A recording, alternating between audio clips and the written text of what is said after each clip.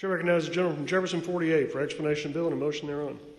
Thank you, Mr. Speaker. Before I proceed with the essence of the bill, could you have the clerk report House Committee Substitute 2 to House Bill 200? Clerk, please report. House Committee Substitute 2 to House Bill 200. Gentleman from Jefferson. I move for the adoption of House Committee Substitute 2 to House Bill 200. Motion is for the adoption of House Committee Substitute 2. Is there any discussion? Seeing none, those in favor signify by voting aye. Aye. Those opposed, nay. House Committee Substitute 2 is adopted. Gentleman from Jefferson. That's a great encouragement there. Mr. Speaker, over a year and a half, we have heard through committee meetings, the task force reports, media, business communities, and Kentuckians that healthcare workforce is one of the major issues that's facing us. In a July article in the U.S. News headline, it had staff shortages choking U.S. healthcare system. The American Hospital Association called the workforce shortage a national emergency. And even Kentucky Hospital Association reported in 2020 more than 13,000 job openings with more than 1,000 positions in healthcare and EMS professions that are open. This is a growing crisis that threatens not only to burden families and providers, but may jeopardize the very availability of critical healthcare services across the country. Just last week, the Senate HELP, which is the Health, Education, Labor, and Pensions Committee, held hearings on the health care workforce crisis. We as Kentuckians are experiencing a crisis. Mr. Speaker, in collaboration of over 12 associations, bridging off last year's House Bill 751, which the Lady Davies spearheaded, working with a lady of Kitten 64, the gentleman from Pendleton, Spencer, and Todd County, as well as a senator from Grayson, I'm honored to present House Bill 200 today. This unprecedented approach is in addressing Kentucky's healthcare workforce shortage will lead the nation in being innovative and creative.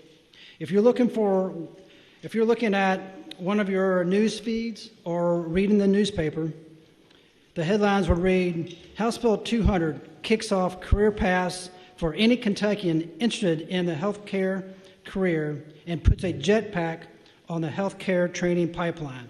House Bill 200 creates public and private partnership that establishes a health care workforce investment fund that has two buckets and will be administered by the CPE.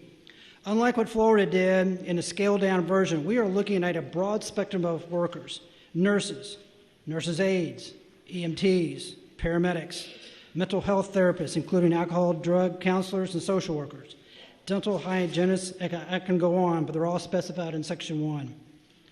First, at least 65% of the funds will be used to encourage healthcare partners to team up with educational programs to pledge funds, matching dollar for dollar of available state funds to establish scholarships for healthcare education.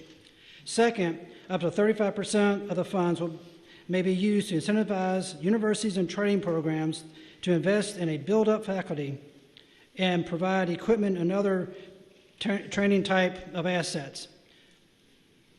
The healthcare programs will be subject to metrics that should be designed to surpass baselines, such as the volume of participants, graduation rates, passage tests of licensure exams, and other standards that can be used to reward excellence. We have noted in Section 3 that CPE will need to create a process to prioritize partnerships to target underserved areas, especially in Eastern Kentucky. I hear you. In terms of worker supply and highest demand in professions. In addition, it emphasizes those businesses under 50 employees that have an opportunity to do that. In monitoring the assess, we do have reporting requirements as outlined in 5 and 6, and the CPE will issue regulations, which which I'm proud to say that General Assembly will have input in drafting these legislations prior to them being carried out. We have a chance to be ahead of other states, and Congress has taken notice of this bill in addressing our healthcare workforce challenge. I humbly ask for y'all's votes to make sure that we get on a strong path in making sure our workforce in the healthcare industry is sustained and carried on. If there are any questions, I'll be happy to entertain them, and if not, I move for passage of House Bill 200 as amended by House Bill as amended by House Committee Substitute 2.